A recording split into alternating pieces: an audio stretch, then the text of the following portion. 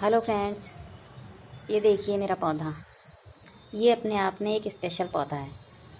ये देखिए, इसकी पत्तियाँ बहुत मोटी मोटी होती है। इनमें पानी भरा रहता है।